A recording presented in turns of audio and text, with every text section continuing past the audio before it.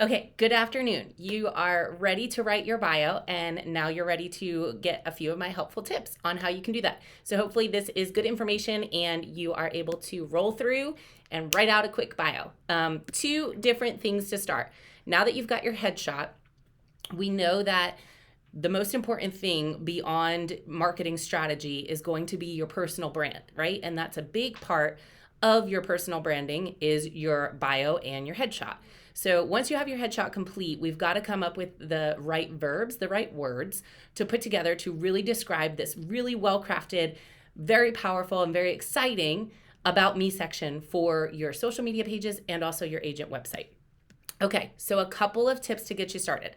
Number one, a big and huge, long, extensive bio does not necessarily mean better, right? So bigger is not always better, especially in this scenario.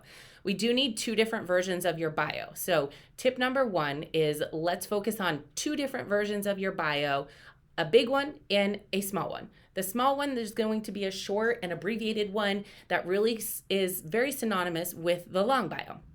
The short and abbreviated bio is going to go on your social media pages.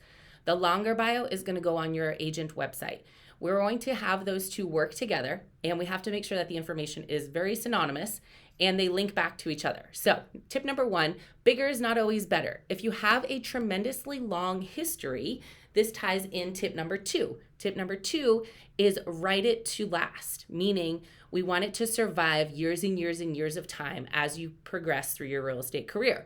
We don't want to say something like, I've been a licensed realtor for 10 years, or we don't want to say, I have 15 years marketing experience, because that's going to be old in a year. So instead, we want to put the year that you've started with that experience. If you're referring to previous real estate experience, you would say, I've been a licensed realtor since 2013. Or maybe you would say, I've been doing real estate marketing or property management, whatever it is, since 2012. That's going to be a timeless real estate bio. And then you won't have to consistently update it. You may want to tweak a few things down the road, but let's make sure to write it to last. So that's tip number two, okay? Tip number three is that we're going to have these link back and forth. And I kind of just alluded to that a few minutes ago. Tip number three, make sure your links are synonymous and they're bringing you to each version of your bio. So on your social media page, there should be a link to your website. Your website, that link should take them directly to the About Me section on your website, where they have longer details, more enhanced information about your abbreviated version that they saw in your social media page. Conversely, on your longer version of your About Me section on your website, you should have a link to your social media where your abbreviated bio is.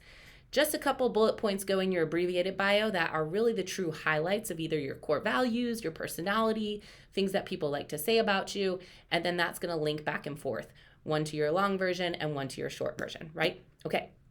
Tip number four is use your brokerage's clout to build your own clout and leverage, right?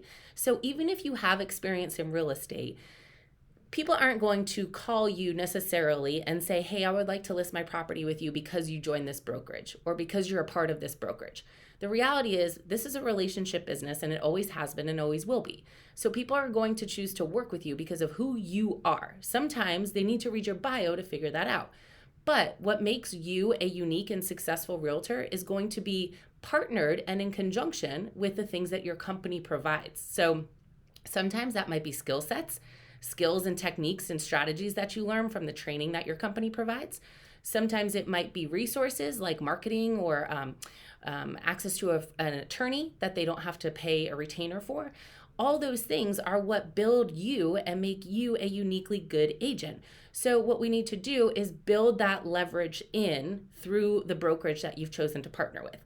I think sometimes people miss that part, and it could be as simple as what my brokerage allows me to do as an agent for my buyers and my sellers is X, Y, and Z. That would obviously go in your elongated profile, right? And then the fifth tip is make sure that these versions that are different for each setting, so your social media profiles, your social media About Me, and also your website About Me's, just make sure that they're synonymous. Especially if you're going to put years in them, just make sure that the years are not off. So that way it builds your credibility and you're actually putting valid information on both. So that should get you started. My last and final tip I always say 5 tips, but really I have one more final tip. Um, don't be shy to ask for a second opinion on this. Sometimes the people who know you the best are the people who can help you the most with your bio.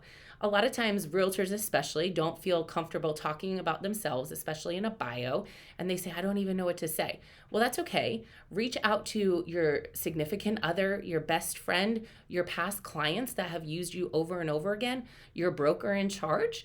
Your parents, your family members, these are the people that see the best in you, and they're the ones that want to support you the most. So why not ask them for a word or two? Hey, when you think about me as a real estate professional, what word comes to mind? And then build off of that. There's no shame in asking for a second opinion. And if you need my help, I'm always here to help. Hopefully this helps get you started. And if you have any questions, certainly let me know. But good luck writing your bio. See ya.